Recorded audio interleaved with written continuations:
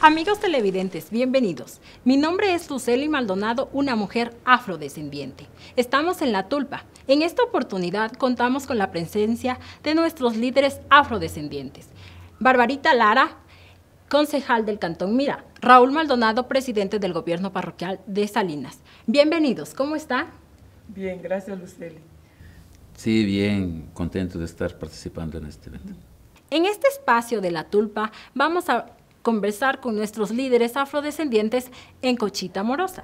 Para mi pueblo afrodescendiente, la Cochita Morosa es un espacio para conversar en confianza y compartir la sabiduría que cada uno posee. ¿Para usted qué es la Cochita Morosa? Es el espacio de convivencia, es el espacio de vida, es el espacio de relacionamiento de la familia, de esa familia ampliada. Es el espacio del aprendizaje. Pero vamos un poquito que nos cuente qué es el territorio ancestral y dónde está ubicado. El territorio ancestral afroecuatoriano está ubicado entre las provincias de Imbabura y Carchi. Al inicio de la colonia se le conoció como Cuangue, luego se le denominó la cuenca alta y la cuenca baja del río Mira. Luego desde la cosmovisión de los pueblos se le denomina el territorio ancestral afroecuatoriano de Chota, Salinas, La Concepción y Guayupe. Y desde la agenda política de las mujeres afroecuatorianas del territorio le hemos denominado el territorio ancestral afroecuatoriano de Imbabura y Carchi, con esta cosmovisión de las mujeres. Bienvenido, don Raúl, a este programa. Cuéntenos, ¿por qué se denomina territorio ancestral? Bueno, gracias por la oportunidad. Estos son los territorios donde estuvieron nuestros ancestros. Estos son los territorios de lucha de nuestra gente, donde se ubicaron, obviamente, en la condición de esclavizados. Desde allá viene todo este proceso. Entonces, creemos que Imbabura y Carchi, estas 38 comunidades que están ubicadas en este sector, viene por las raíces de nuestros ancestros. Ya. Siendo este un proceso de lucha, ¿qué les motiva a ustedes y les da fuerza para continuar con este proceso? Bueno, yo creo que hay que hacer todo un proceso de rescate. Ahí está la sabiduría de nuestros ancestros, ahí está, pero pensar en que todo este rescate tiene que ser integral, donde vayamos caminando hacia un proyecto de vida sin perder esa cosmovisión de nuestros territorios, de nuestros antepasados. ¿Y cómo se han organizado las mujeres dentro del territorio para seguir aportando con el mismo? Fue en el año de 1999, cuando fue el primer encuentro nacional de mujeres afrodescendientes, que justamente fue en el territorio ancestral, en Ambuquí, Valle del Chota, cuando se sentaron a reflexionar de algunos problemas de las mujeres. Hay organizaciones que se han unido, mujeres, para reflexionar, primeramente, y fortalecer su identidad, en primer lugar, de acuerdo a la cultura, esa identidad cultural. Luego, ante las necesidades, las inequidades, las violencias, el racismo, las mujeres se sentaron a reflexionar y que era necesario pensar en políticas públicas. Para continuar con esta amena conversación, les invito a degustar de este delicioso tostado que tanto nos encanta a los afroecuatorianos.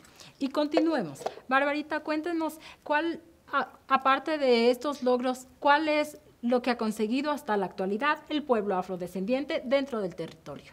Nos hemos sentado en la mesa a conversar con los distintos actores de los GAD territoriales.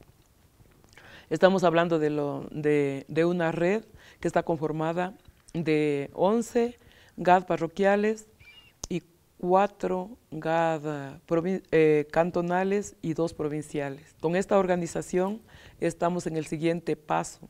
El paso más importante es que sea reconocido como un consorcio y también ya tiene una guía didáctica para trabajar, que es el plan estratégico. Este plan estratégico contiene 4 ejes fundamentales.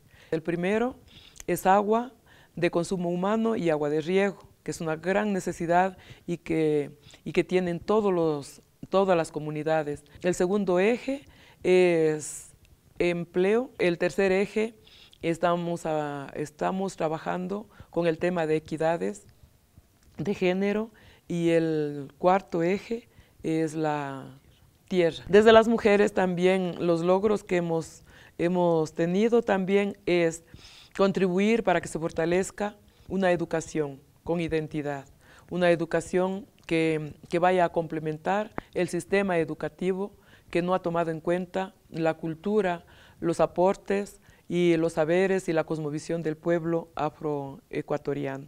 ¿De qué manera se han logrado sostener?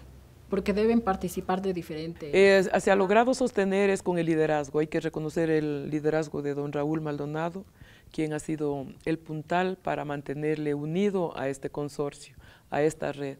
Y las voluntades de los distintos GAS parroquiales y también la voluntad de los alcaldes de los 4 cantones. El apoyo de la cooperación internacional, que ha sido también un puntal fundamental.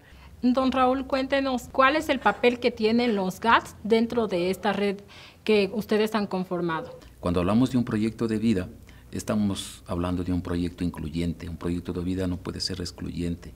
Entonces nosotros estamos clarísimos de que tenemos que trabajar conjuntamente por todo ese pueblo que vive en nuestros territorios. Cuando estamos avanzando en el eje de la reducción de las inequidades en la tenencia de la tierra, con la Ley Orgánica de Tierras Rurales y Territorios Ancestrales, hay un artículo donde nos está hablando sobre el Fondo Nacional para la Compra de Tierras. Entonces, ahí creemos que nosotros tiene que aplicarse un interés que nos facilite con un 4 o 5%, no más. Todas las organizaciones que han tenido acceso a la tierra y tienen un crédito con el 11%, todas ellas están prácticamente acumuladas. Tanto el capital como el interés, nadie puede pagar. ¿Por qué creen que es importante ustedes que todo lo que nos han comentado se difunda lo que ha hecho el pueblo afrodescendiente? Pero hay algo fundamental. Necesitamos que las autoridades conozcan. Nuestra demanda simplemente es, cuando hablamos de un proyecto de vida, es que nos atiendan también en nuestras necesidades básicas. No es justo que nuestros territorios hasta ahora no puedan tener el agua potable, el agua de consumo humano, y para ello necesitamos esta difusión. Y para terminar, un mensaje final para nuestros amigos televidentes. El mensaje más vertedero es que seamos solidarios. El pueblo afroecuatoriano también ha venido trabajando en sus luchas y en sus propuestas, porque no ha sido solamente la queja, y porque también debemos ser propositivos, y creo que hemos sido pioneros en ser propositivos, porque las luchas siempre han venido por la libertad, las luchas por la vida, las luchas por la tierra, las luchas por la organización, las luchas por el reconocimiento, y las luchas por mantenernos con nuestra cultura en este territorio ajeno. Sin duda alguna, en el territorio ancestral se está trabajando de a poco para lograr ese reconocimiento y el desarrollo de cada una de las comunidades. Bajo un mismo sol estará visitando el territorio ancestral para conocer la realidad de cada una de estas comunidades. Amigos televidentes, esto ha sido todo por hoy. Nos encontramos en una próxima oportunidad. Así. Así. No, vale.